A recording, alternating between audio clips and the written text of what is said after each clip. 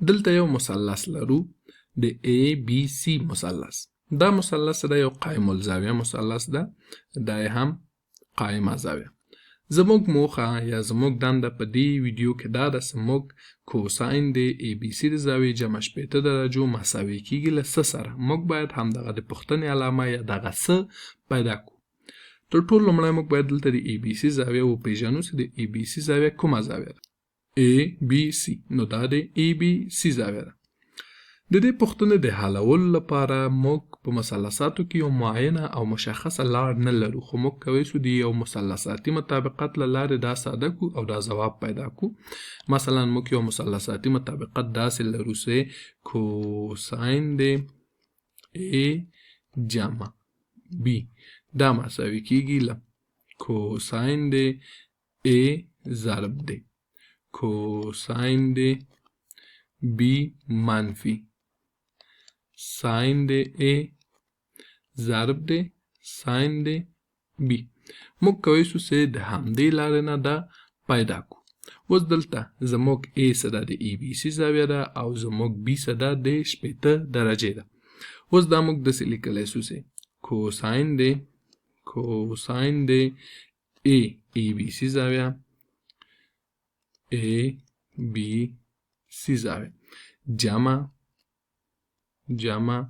80 درجې دا مساوي کیږي له کوساین د ABC زاویه ضرب د کوساین د 80 درجو منفي ساین د ABC زاویه ضرب د ساین د 80 درجو. دلته اوس راځم دا لیکم چې ABC او دا هم ABC دا هم 80 درجې او دا هم 80 درجې. اوس باید موږ لومړی د ABC د زاویې کوساین پیدا کړو چې د ABC د زاویې کوساین مساوي کیږي له څه سره. دا د ABC زاویه ده. موږ غواړو چې د ABC د زاویې کوساین پیدا کړو. دا مساوي کیږي. موږ پوهیږو چې کوساین مساوي کیږي له مجاور ضلع یعنی چې 15 پر واتر یعنی چې 10. دا د ABC د زاویې کوساین سو. اوس که چېرته موږ غواړو چې د 80 درجو کوساین پیدا کړو، د دې لپاره چې موږ وکولی شو د 80 درجو کوساین پیدا کړو، زه راځم دلته یو داسې یو مثلث رسموم چې یوه زاویه قایمه وي، یوه زاویه 80 درجې وي او بله زاویه خو یې طبعا باید 10 درجې وي. دلته یو کوچنی غوندې مثلث داسې رسموم. دا که یو مثلث وي دا خو قایمه زاویه کیږي، دا زاویه هم 80 درجې کیږي او دا زاویه هم 10 درجې کیږي. دا زاویه چې 10 سي دا زولې کیږي 1/2، دا خو واتر ده دا کیږي 1 او دا زولې هم کیږي جذر 3/2. اوس که موږ غواړو چې کوساین پیدا کړو، کوساین